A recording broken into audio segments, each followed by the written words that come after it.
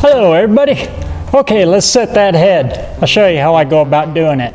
You can see here I've already got the gasket on here. I've sprayed it down with brake clean, wiped it off. I did the same thing with the head, wiped it off, sprayed it, wiped it off. Many times. It's clean, it's ready to go. Now these fiber head gaskets, you don't put anything on them. I know a lot of people like to copper seal everything, but you don't have to on these fiber ones.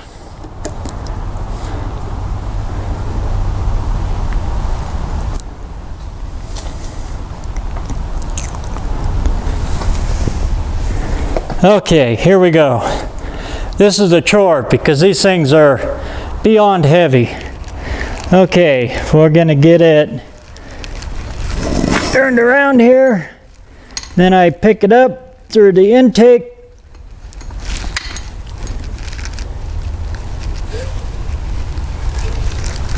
And the exhaust. Just like so. Bring it up here.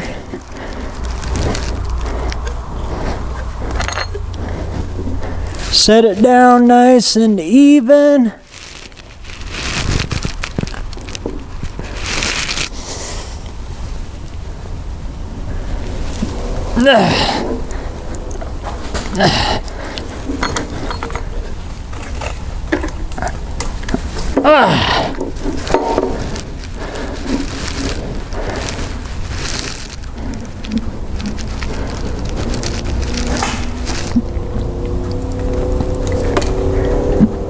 Right there, right there.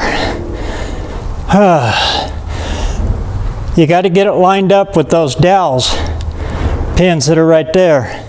Holy cow, that's heavy. Aluminum heads that sure go a long way on this. Okay, I got her set. Now I'll drop these bottom ones in. Now on a Ford, they are different. These ones are a little bit longer than the inside ones. So make sure you keep them separate. And I'll show you a trick I do with them.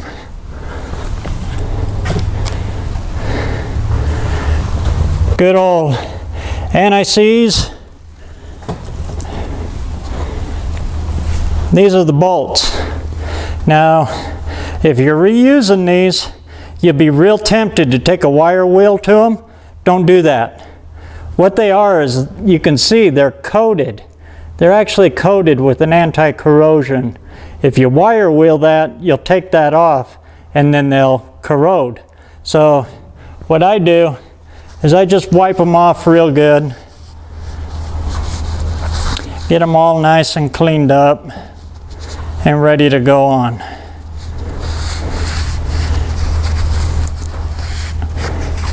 Okay, here we go.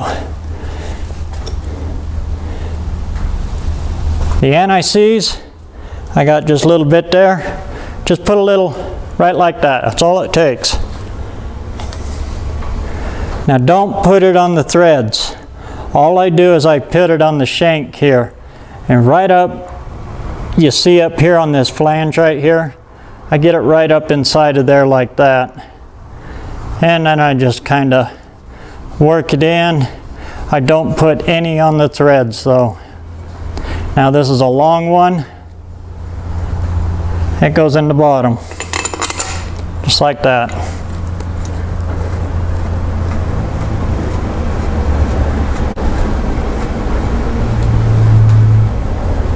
I got them all laid out on the bench over here, actually in the order that they came out of. So I try to put them back in. It's not crucial on head bolts to do that, to put them back in the same hole. It's just a force of habit I have, especially when you're dealing with, like I said, with Fords where they like to change things around on you.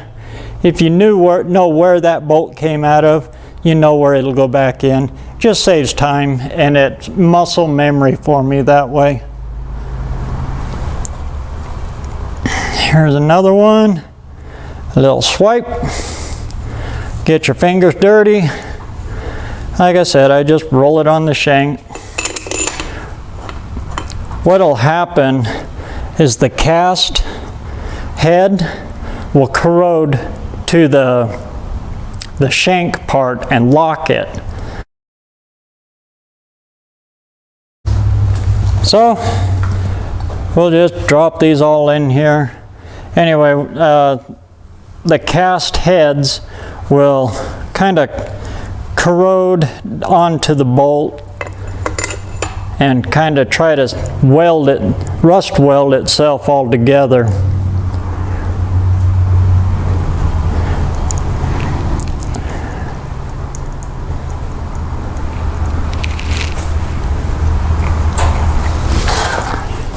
And I run them all the way down by hand.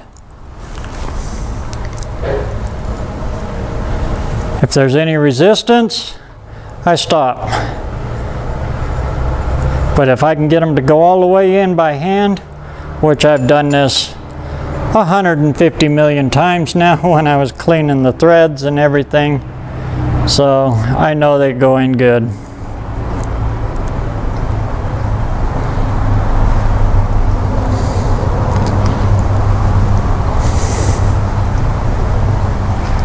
I don't like putting any kind of lube or anything on the threads themselves unless it calls for it, like an ARP or something, because they'll hydro into there. I believe Uncle Tony even did a video on that. Some guys will go hog wild crazy with the oil and the lube and everything. And what ends up happening is you fill your pocket, the bottom of the bolt hole with oil, so it compresses it and it hydrolocks it in there. Well, then that oil slowly works back out around the threads as it can, and then you're not torqued. You'll torque it down tight, but then as that oil seeps back up out of there, it'll loosen up on you. So be real careful with that.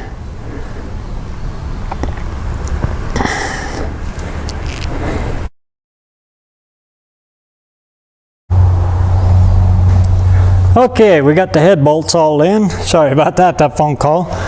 Anyway, got them all set in there. We're ready to torque it. We'll look it up here. What are the torque specs? Cylinder head bolts. 130 to 140 foot-pounds. Holy cow, they're heavy. 130 to 140.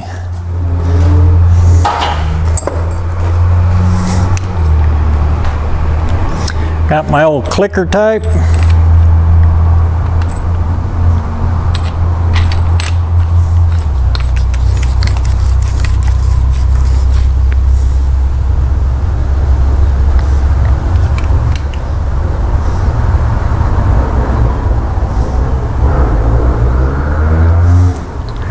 So let's start at 75.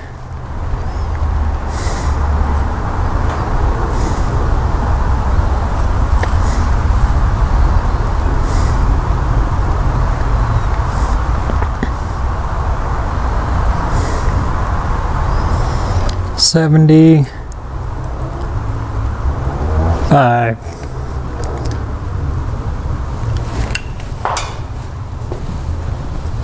Okay, and torque sequence.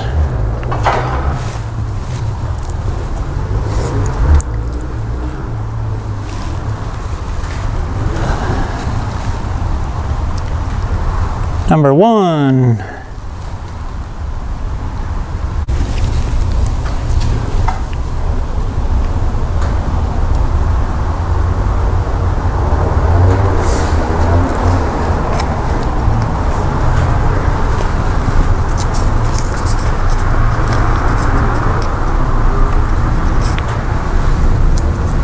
One, 2, 3, 4, 5, 6,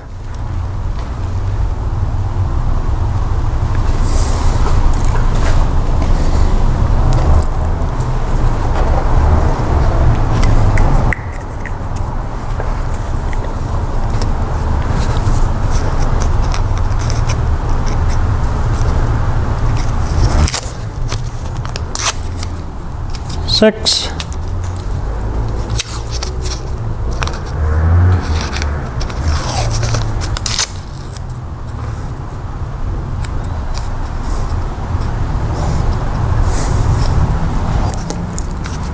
7,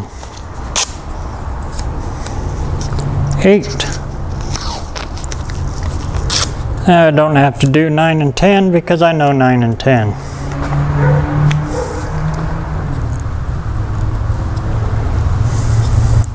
It's a pretty easy sequence to remember. Okay, number 1.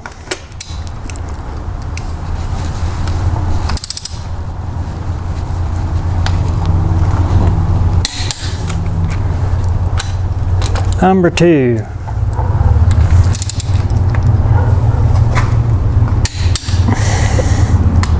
Number 3.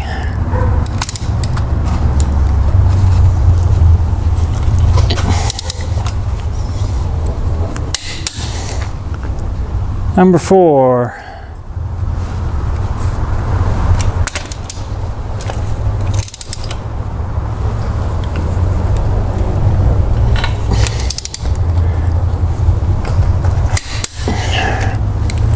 Number 5.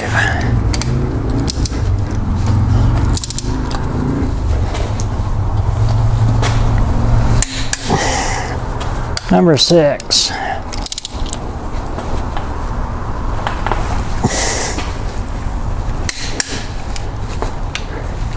Number 7.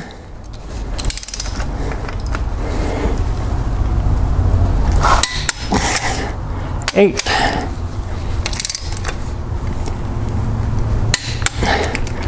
Number 9.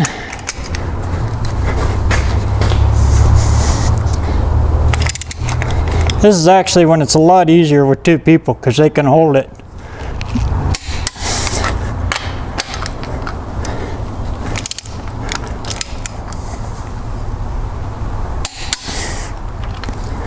Okay. Now, that is 75. We'll take it to 100.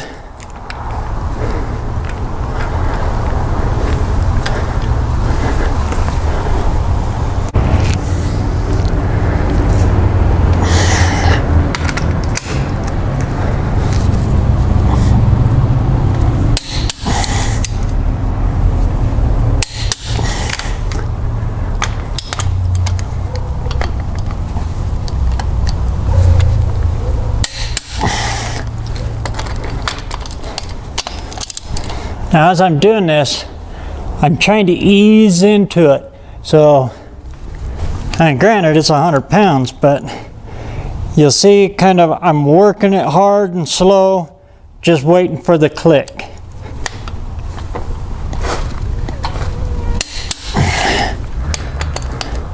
Never ever jerk. It's always ease into it.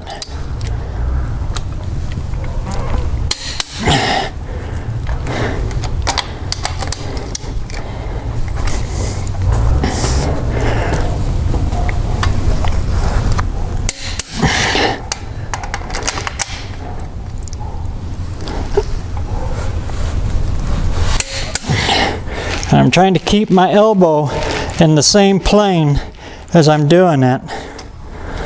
Sometimes you got to do what you got to do, but you're trying for consistency. Like here, I'll go at it this way. And easy pulls.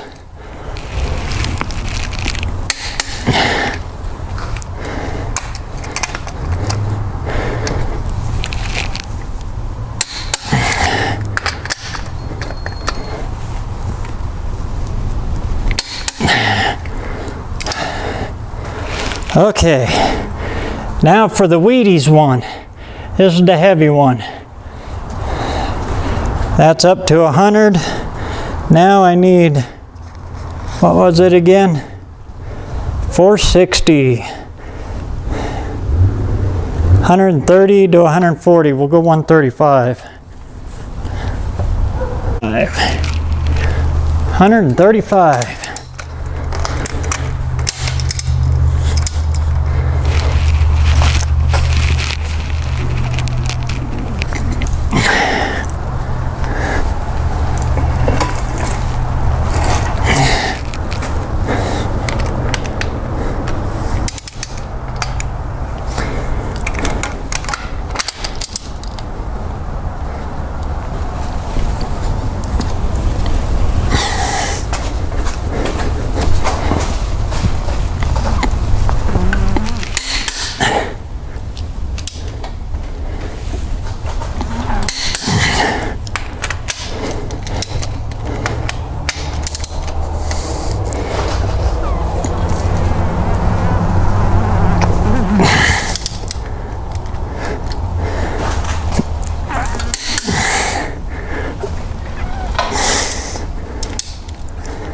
There, when it clicks, I always try to relieve it just in case.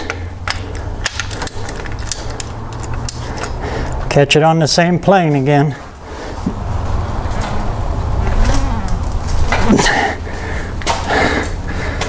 Come back here.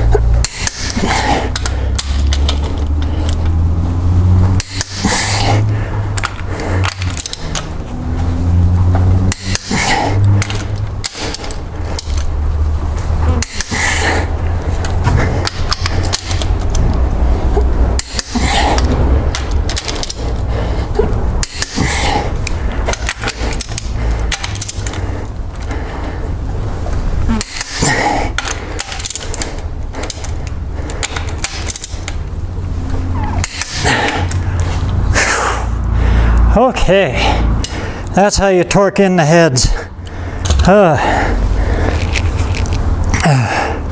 Whew, that about wore me out. You can see how I do it there. I got the sequence that I just stick on tape, and then I can do that. Again, I don't need 9 and 10 because I know what those are. This is just a quick reference for me. And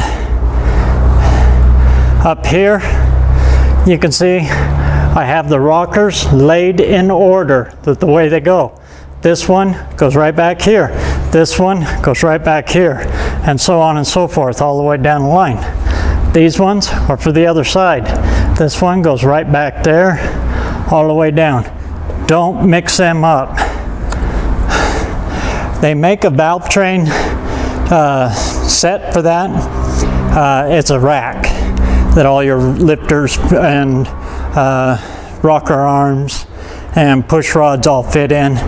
But I don't know, I get lazy with them. Let me just put it that way. I get lazy, and I got people coming in the shop talking, saying, you know, see how I'm doing and stuff.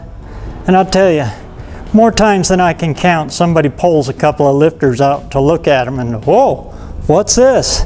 And they never can remember which hole to put it back in. So I've come up with this way. You can use this method if you want, but I do it this way to keep me on my toes, to keep me from getting lazy and keeping my mind sharp. I found if I find little fast ways to do stuff, 9 times out of 10 I'll rely on it too much and I'll screw it up. Anyway, I'm gonna go in the house and get me something to drink, because just like in the winter time when I'm freezing my butt off out here, that dark gray building with no insulation in here, holy cow, it gets really hot really quick. And I can't open the door because I got an engine open. That's another golden rule. Don't shut everything down when your engine's open. I don't want any dust collecting up in there. Right now there's a lot of pollen in the air. I know it's kind of an anal thing, but I try my damnedest not to get anything in my engines, any dirt or anything like that. So I'm gonna go in and get me something to drink, kind of rest and recoup, and then come out and set those rocker arms in there, and I'll show you how to set them. They're super simple. But that's how you torque the heads down on a 460, and that's one step closer to getting some noise out of her and getting her down the road to Sykeston to the No Name Nationals. And this big old 58 Ford's going to make it. But instead of 272 cubic inches, she's going to be pushing 460. All right, we'll catch you on the next one. In the meantime, get out there and get some metal hot. We'll see you on the next one.